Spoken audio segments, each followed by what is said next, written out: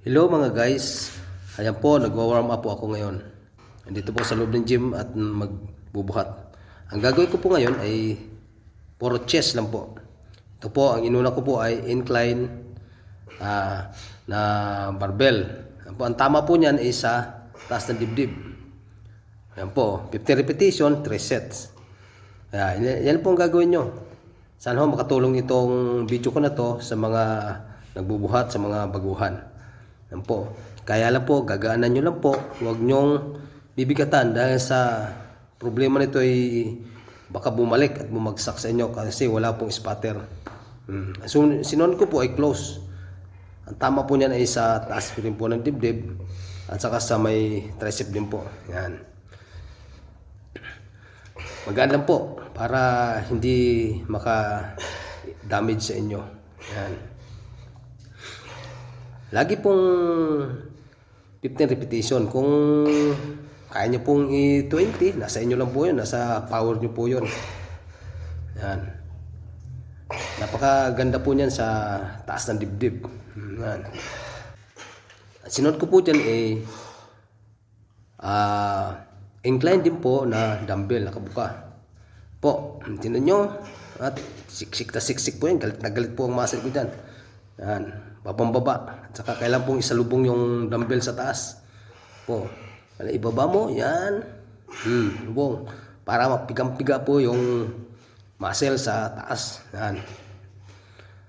Magaan lang po ang gagawin ha. Hindi po masyadong mabigat. Para po kailangang ma-iporma ng ayos yung pagbubuhat.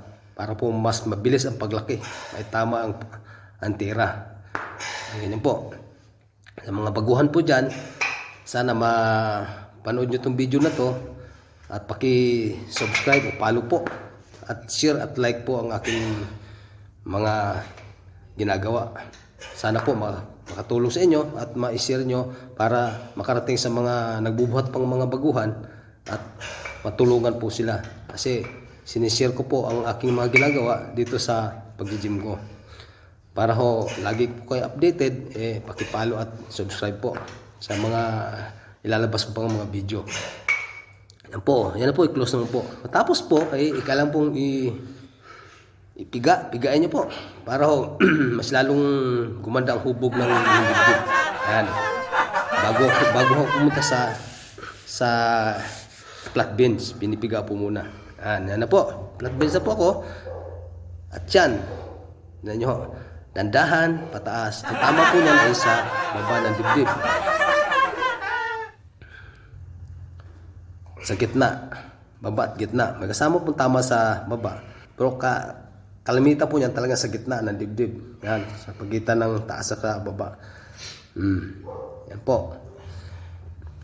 50 repetition din po yan. At saka 3 bilik na ulitin. 1 beses na ulitin. Yan. Sabayan ko po ng close. Ang close rin po, ganun po. Pampakapal pa siya. Doon sa may gitna ng dibdib. At saka tatamaan rin po yan yung tricep. Yan. Dandahan lang po ang yung gagawin para ho mabilis po ang paglaki. Yan. Kaya huwag lang nyo pang bibigatan dahil sa baka ho ma-injury kayo. Dahil kailangan po nito ay may spatter. Pag wala po spatter, dapat magaan lang. Po. Yan, sinunod ko naman po yung dumbbell. Flat bench din po yan. Yan, bukang-buka. Pagpiga po siya sa dibdib. Ang tama po niyan ay sa pagitan ng dibdib. Yan. Sa pagitan po yan. Kailan kumapal, magkaroon ng cleavage yung dibdib nyo. Yan. Sa mga baguhan po dyan, sana makatulong itong video na to sa inyo para sa pag-gym nyo ay maalala nyo ang mga napanood nyo sa video ko. Yan.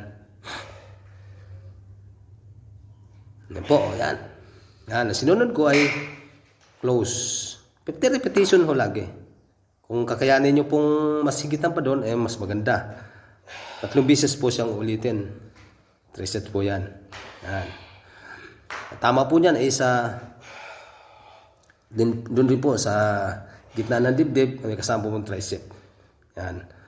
Sa mga baguhan, sana makatulong ito sa inyo at magandang araw